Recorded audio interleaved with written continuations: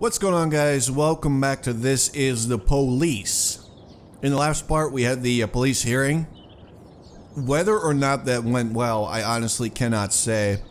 But it was certainly interesting. We also met a sort of mysterious mafia guy. I don't know what's gonna happen with that, or what he can do for us, or the other way around, but okay. Maybe we'll find out today. We'll see.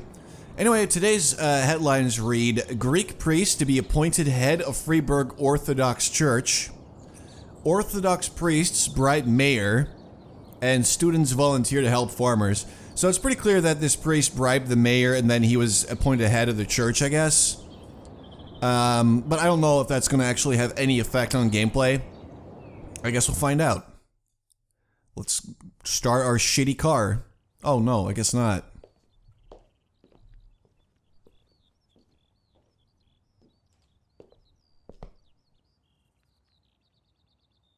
My morning ritual was plagued by the smell of Vickers Vargas' fruity cologne. It was like the sharp citrus scent was chasing me around the house, as if Vickers was right there in my living room.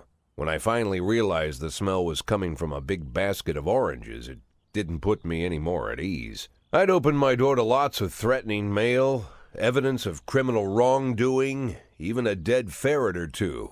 But fruit? Never.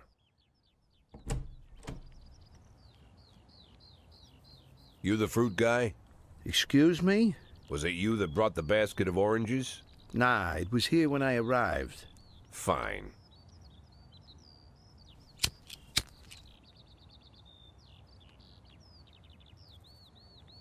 So who are you? Today, I'm your driver. And where are we driving? To work. That's it? Yeah, we have to make an important stop along the way. Where? The ranch. What ranch? Just the ranch. Fine. The morning seemed surreal, and I took in the magic. Why wreck it with meaningless chatter?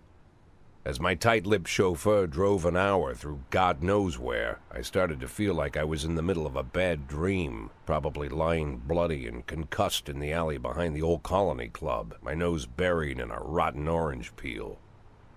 But no, this was no dream. The silence was real, the sound of the engine was real, the dust was real enough too. And there was the ranch over the horizon. It all seemed familiar. The Sand family's overbearing mansion has been the talk of the headlines for decades, but few have managed to get closer than a few miles. I guess I'm just lucky.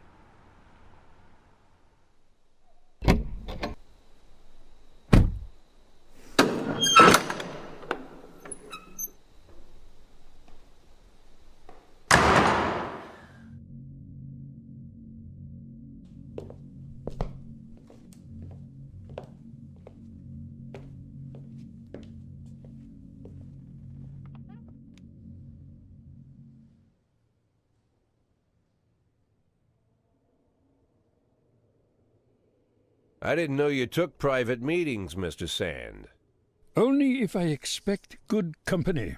I'm surprised my company ranks at all. Today, yes. Today is a special day. So it seems. Do you often go to the old Colony Club, Jack? Every week. Meet any interesting people there? As a rule, no. Sometimes you make a date, right? Sometimes make new friends. Sometimes, I guess. But that's not why I go. Then why? I consider it a hobby. A hobby. Do you know anything about my hobbies? Well, judging by the half-dozen animal skins I stepped on walking over here, it's not much of a reach to say you like hunting. Love it. Well, I say that now. It seemed so tedious when I was a child. Took ever so long. But now I'm older. I've developed a new talent. What talent is that? Patience. The will to wait for the right moment. Let's say you want a deer. You know, you deserve it. You've even decided what dishes its meat will go to and where you'll mount its horns. But to get that deer, you've got to wait. To sit in the bushes and stay nice and quiet. Professional hunters will tell you that the hunt is a rare craft. There are many rules. It's shrouded in mystery and ancient skill. Well, that's all complete nonsense. To get a deer, you just sit on the sidelines for a long enough time, pinpoint the moment when it's finally time to shoot. I learned the talent, Jack, but not like you, oh, Jack. You truly are the master. I don't understand. Oh, come on, Jack. I know about the $500,000. I know your plan. Kendrick told me everything. Needless to say, I'm impressed. While some people learn to hold their breath for minutes on end and not to rustle the leaves too loudly, why you decided to just become the foliage. You turned yourself into a bush, surrounded by deer who've been so fruitfully multiplying for decades. But all this time you've held your rifle at the ready. Forgive an old man his imagery, Jack. I've the heart of a poet, I confess. Look, I don't know what was said between you and Kendrick, but it sounds like you got it wrong. Oh, I think I understand everything just fine. And I think we understand each other quite well. Jack, in the coming war, we'll make excellent partners. What war? One war falls upon every generation. My grandfather drove out the Ambersons back when he was 27.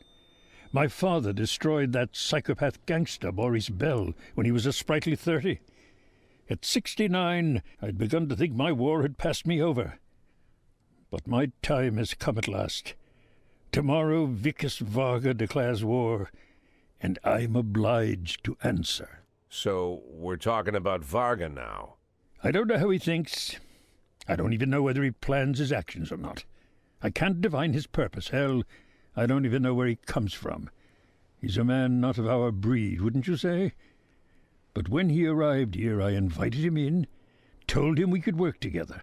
An official invitation penned in my own hand and written on some very expensive paper.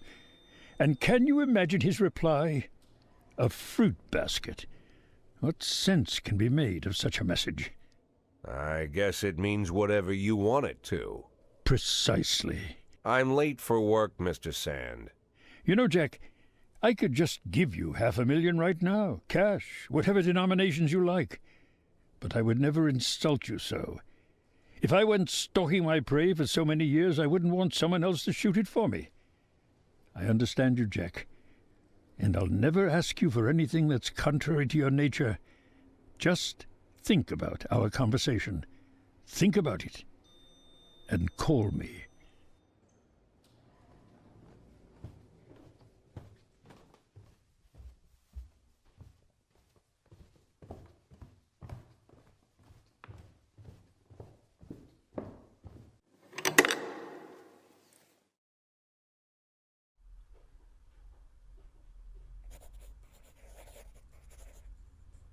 Like I said, it's a whole new life, and I've had to give up some old habits.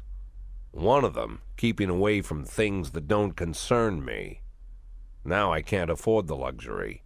This spotlight I'm under, concerns is all I got.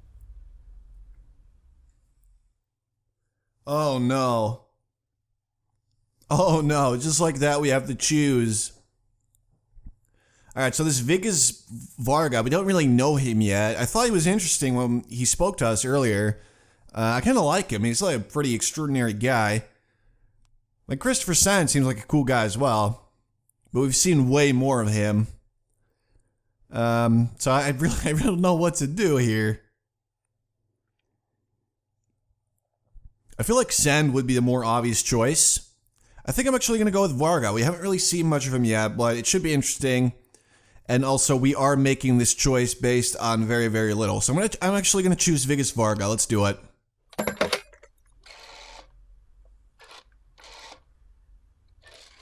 So I guess we had to choose who just to call then.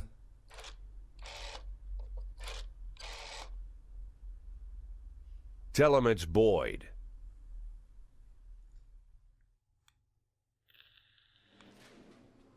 Look at that.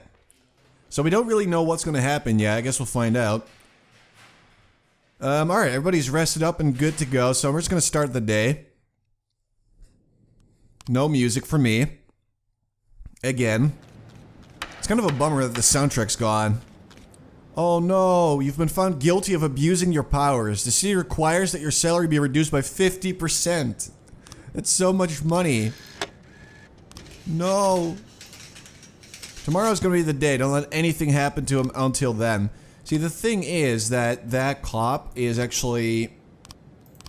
Let's see. Yeah, it's Beard... No, is it Beardsall? I think it's Vendal, actually. He's on shift A, so we can't actually let anything happen to him because he's not even working today, so we're good. We are good to go. Give me more money. Actually, just give me everything. I'm just gonna request everything and see what they will give me. I'm not sure if that's a good idea, but we'll see. Also, we do know that there's gonna be at least 3 more things. I'm guessing we're gonna be able to work with, this, Vigas guy. What's it? Vigas Vargas or something? He's got kind of a weird name. It's gonna take me a little while to actually remember that name. We've received a call from the club manager who said that a brawl broke out in the main hall involving over 20 men. Security are keeping back because some of the combatants are carrying knives. Several wounded are already lying on the dance floor, but no one knows why the mayhem broke out. Now this is a perfect situation to use the petty wagon. I'm gonna send some of my best officers out there. And Kugaranis, because he kind of sucks and he needs some experience. So I think they should be enough for a bit of a fight there. We're just gonna point our guns at people and tell them to get in the van, and we should be okay. I hope. I really do hope. I hope that Yancey doesn't die, or Kochi. I don't really care about Austin and Kin or Kugaranis, but the other ones, like, I don't want them to get injured. Or worse, die. That would be really bad. Situation's more serious than we thought, requesting reinforcements. It's probably really serious. I'm gonna send Purdy, I'm gonna send Tsubaki. Yeah, I'm gonna keep Asano on hand for now. Yeah, here we go. 2 teens walking their dog got into an argument and eventually one of them unleashed the dog on the other. The police were called by a girl who was riding her bicycle nearby. It's just 2 kids. I feel like Asano should be able to take care of that. She's a decent cop, so... I think we'll be okay. If she gets into any trouble, really, I'm just gonna tell her to retreat.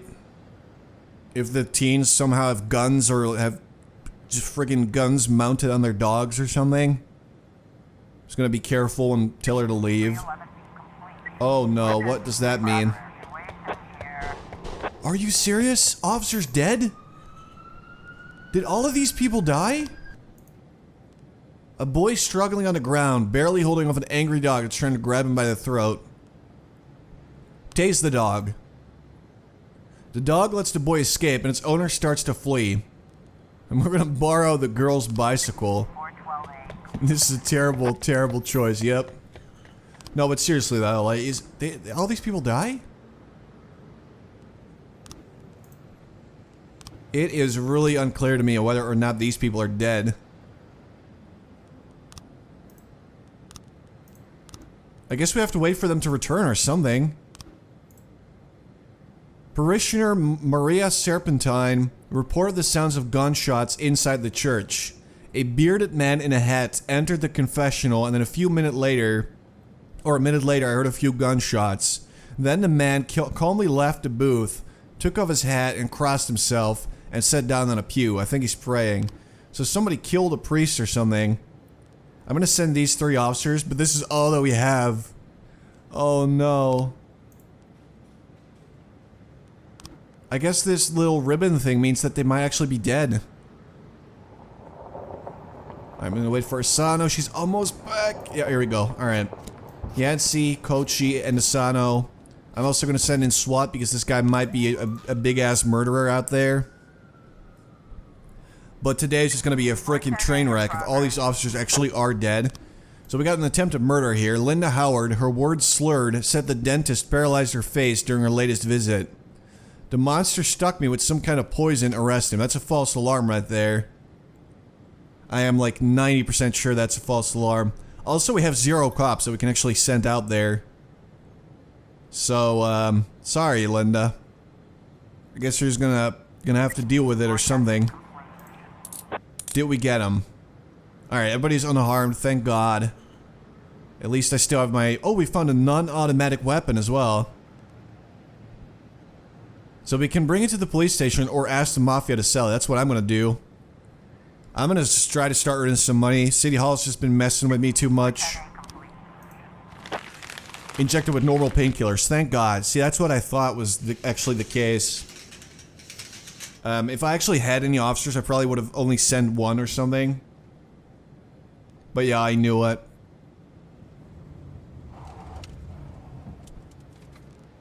Alright, so all we have is these three guys. An ice cream vendor noticed a suspicious black bag which has been lying unsupervised on a bench for the past few hours.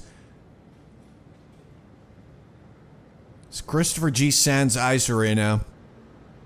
I mean, I feel like this is also a false alarm. It's been lying there for hours on end. It's probably not a bomb or anything. I'm just gonna ignore it. We only have 3 cops and we gotta get ready for the next thing.